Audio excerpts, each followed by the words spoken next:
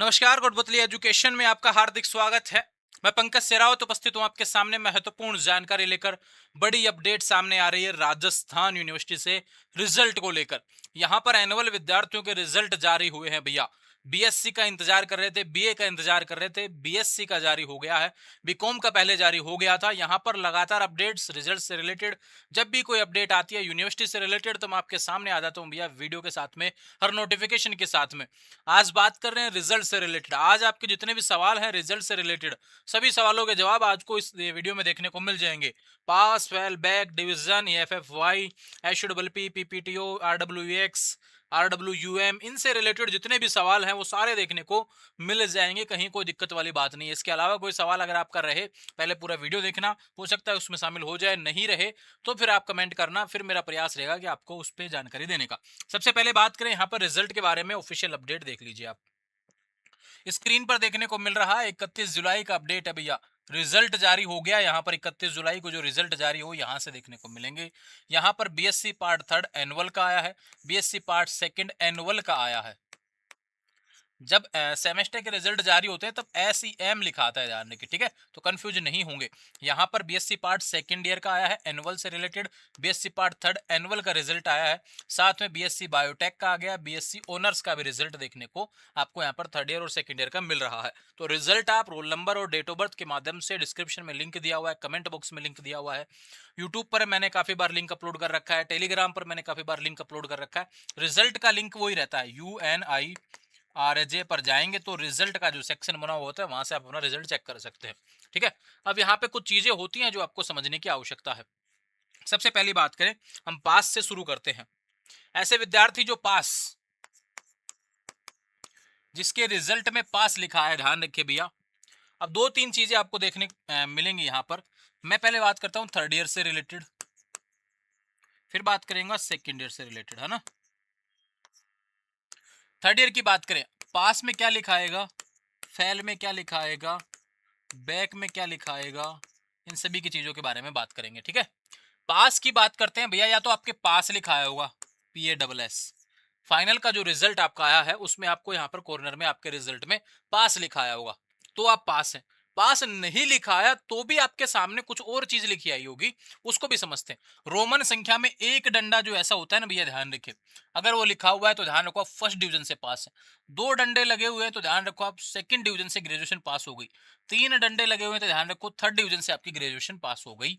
ये तो हो गया पास का पैटर्न, ध्यान रखिए, या तो पास लिखा होगा या फिर आपके सामने डिवीजन देखने को मिल रहे होंगे, कोई पेपर बैक नहीं होगा।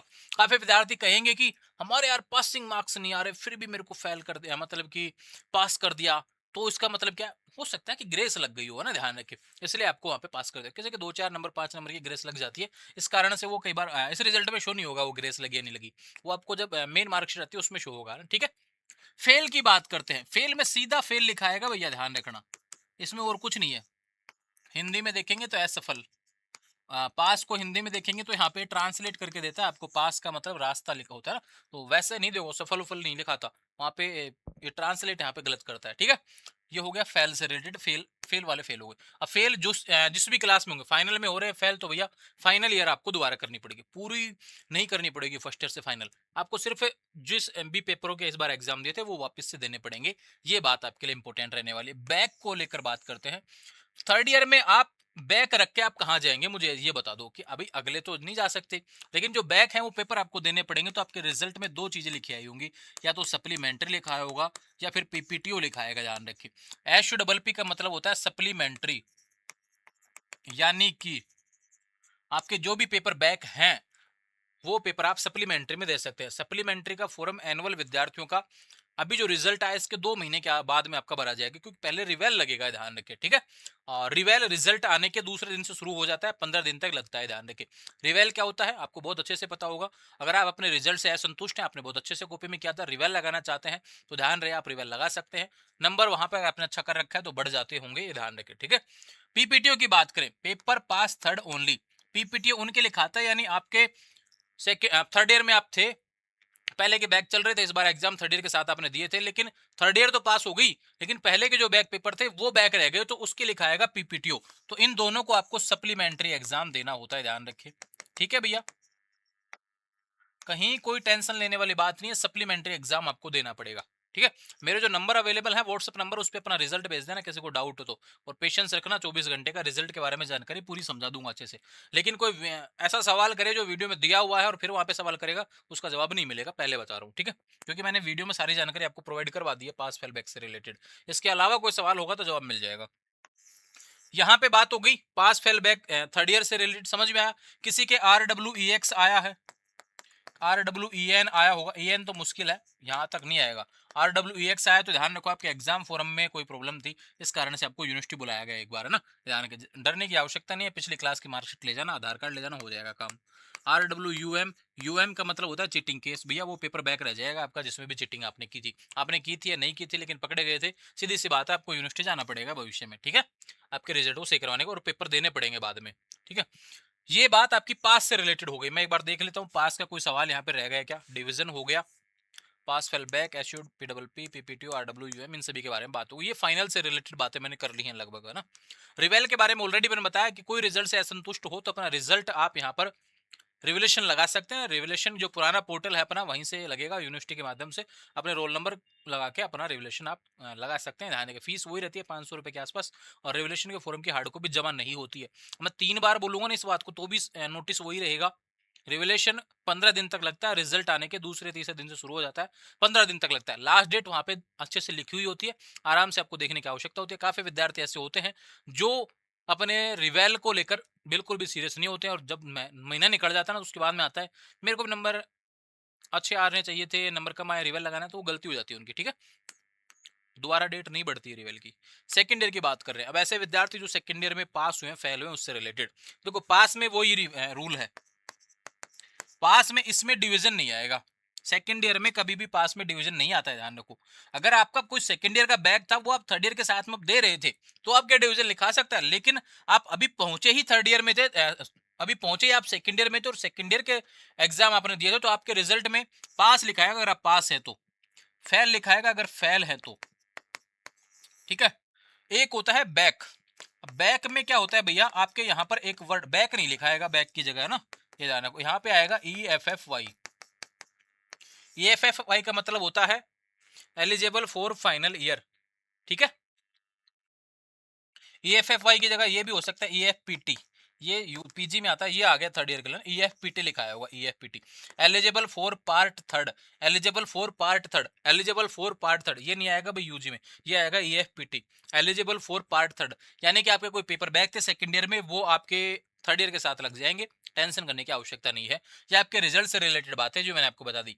ये SUPPP PPTO ये सेकंड ईयर में नहीं आएंगे। अगर आपका थर्ड ईयर एग्जाम आपने दे दिया था, सेकंड ईयर कोई बैक चला रहा था, फिर ऐसा लिखा रहा है, तो फिर आप यहाँ पर फिर आप ये लिखा सकते हैं। लेकिन आप पहली बार ही सेकंड ईयर दिए थे और दूसरी बार भी सेकंड ईयर दिए थे, अगर फेल हो गए थे पहले, तो फिर आपके ये वाले वर्ड नहीं लिखे आएंगे, ठीक है।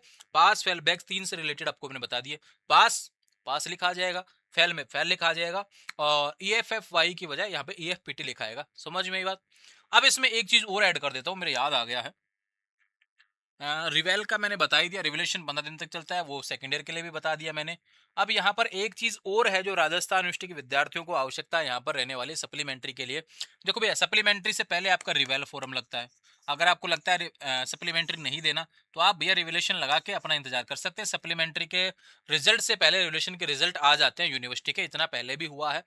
थोड़ा पेशेंस रखना होता है। लास्ट डेट सप्लीमेंट्री की, लास्ट डेट फॉर्म की लास्ट डेट रहती है ना, उससे पहले पहले रिवेल के रिजल्ट आ जाते हैं, ठीक है। ये बात हो गई आपके लिए इंपॉर्टेंट। एक चीज जो और है जो मुझे ध्यान में अभी आई थी और फिर वापस से निकल गई दिमाग से, सवाल कोई आया था, हाँ, पासिंग मार्क्स, ये अच्छा सवाल था जो कि मेरे दिमाग में आ रहा था। भैया देखो, ये एनुअल की बात कर रहा हूँ, सेमेस्टर को मत ध्यान रखना आप, है ना। कोई विद्यार्थी सेमेस्टर के वीडियो देख के हो तो, यहाँ पे क्या होता था, आर्ट्स की बात कर रहा हूँ, यहाँ पे साइंस की बात करेंगे, ठीक है। और उसके बाद में होता है कंपलसरी। भैया कंपलसरी में सभी पेपर का पासिंग मार्क्स क्या है, 36। कंप्यूटर का पासिंग मार्क्स क्या है, 22, है ना, 60 का पेपर होता है, ठीक है। उसी अकॉर्डिंग यहाँ पे क्या रूल्स होता है आर्ट्स में, आपने देखा होगा भी दोनों पेपर को मिला के नंबर लाने होते थे। जैसे first paper, suppose that arts की बात करें, कॉमर्स की बात करें, आपका कोई पेपर 100 नंबर का है, पॉलिटिकल का एक पेपर, दूसरा 100 नंबर का हो रहा है, दोनों मिला के 200 नंबर के होते हैं, 200 में से आपके 72 भी आ गए तो आप पास हो जाते हैं। ये एनुअल का रूल था। अब काफी विद्यार्थी ऐसे होंगे जो कहेंगे कि हमारे 72 आ रहे हैं लेकिन हमारे 2 पेपरों में 72 नहीं आ रहे, उनसे कब आ रहे, यानी कि आपके अलग अलग पेपर में बैक आ जाती है, आपके अलग अलग पेपर में बैक आ जाती है, तो ध्यान रहे आप फेल हो जाते हैं चाहे एक एक में ही आए। ये ध्यान रखो। ये पासिंग मार्क्स किससे रिलेटेड है? अब एक पेपर का पासिंग मार्क्स यहाँ पे 100 का क्या होता है? 36। अगर आपने एक पेपर दिया था तो उसका पासिंग मार्क्स 36 से 36 आने चाहिए। दूसरी बात करें, एक सब्जेक्ट के दोनों पेपर आपने दिए थे तो अगर 200 में से आपके 72 नंबर आ रहे हैं तो भी पास हो गए आर्ट्स में।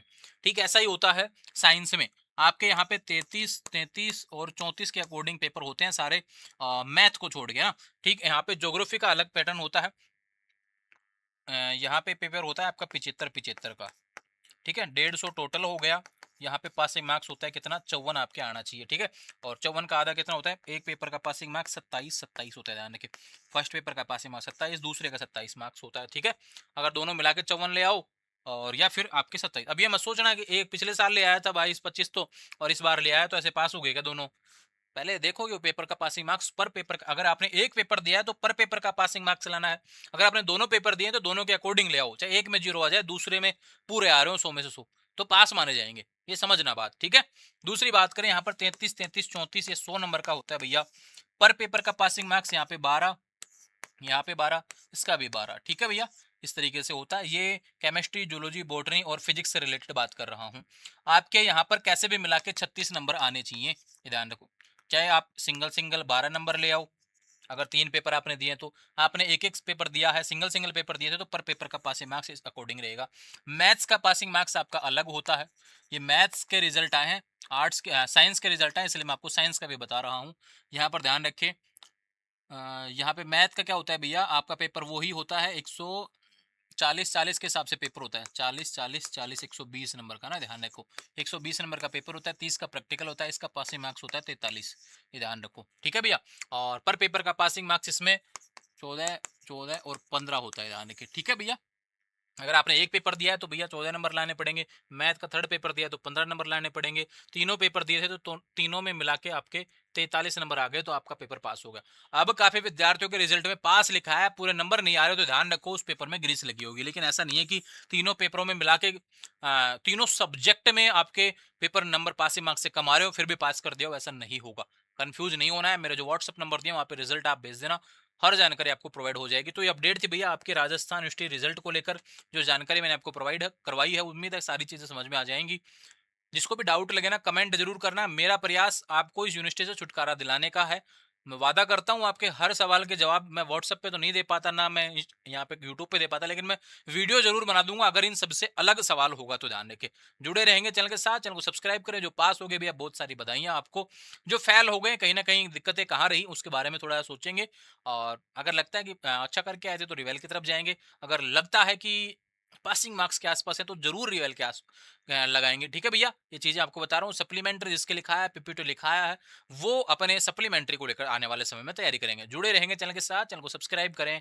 Thank you.